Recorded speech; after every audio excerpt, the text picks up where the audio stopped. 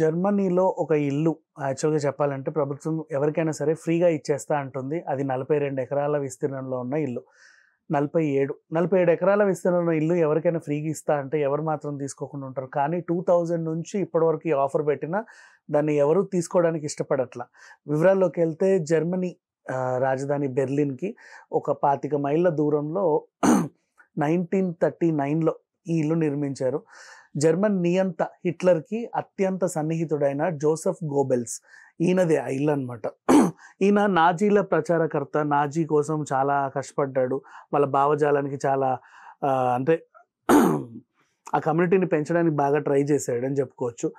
ఆయన ఆయన కూడా కొంచెం హిట్లర్ లాగా, నియంతలాగా కొంచెం క్రూరమైన మెంటాలిటీ గలవాడే. అప్పటినుంచి ఆ ఇంట్లో తర్వాత 25 ఏళ్ళు హీరో, హీరోయిన్‌లతో ఆయన ఇంకేదో ఎఫ్ఐఆర్‌లు సాగించాడని, ఇంకేవో చేశాడని, అక్కడి నుంచి రేడియోలు నడిపాడని, పత్రికలు నడిపాడని చాలా చాలా కథనాలున్నాయి. ఆ ఇంటిని ఈయన చాలా రకాలుగా యూజ్ చేశాడు. కాకపోతే ఏంటంటే 2000 నుంచి అది వాడుకలో లేదు. కాకపోతే ప్రభుత్వం దాన్ని మెయింటైన్ చేయాలి అంటే ఖర్చు ఎక్కువవుతుంది. ఇల్లు కడితే సరిపోతది కదా! మెయింటెనెన్స్ కూడా ఉంటది. దాని చుట్టుపక్కల మెయింటైన్ చేయాలన్నా, మొక్కల్ని కాపాడాలన్నా, ఆ ఇల్లేమో ప్రెజెంట్ శిథిలావస్థకొచ్చేసింది. దాంట్లో ఏ చిన్న రిపేర్ చేయాలన్నా సరే ఖర్చుతో కూడినటువంటి పని. సో, ఎవరికన్నా ఫ్రీగా ఇచ్చేద్దామని ప్రభుత్వం డిసైడ్ అయిపోయింది. ఎవరు తీసుకోకపోతే దాన్ని వాళ్ళే కూల్చేసే అవకాశం గూడా ఉంది. ఇది సంగతి. సో, 47 ఎకరాల ఈ హౌస్‌ని మెయింటైన్ చేయగలము, నాకు కావాలి అనుకుంటే ఆ ప్రభుత్వం వాళ్ళకి బహుమతి ఇవ్వడానికి రెడీగా ఉంది. మీకెవరికైనా కావాలంటే వెళ్లి అప్లై చేసుకోవచ్చు. Thank you so much.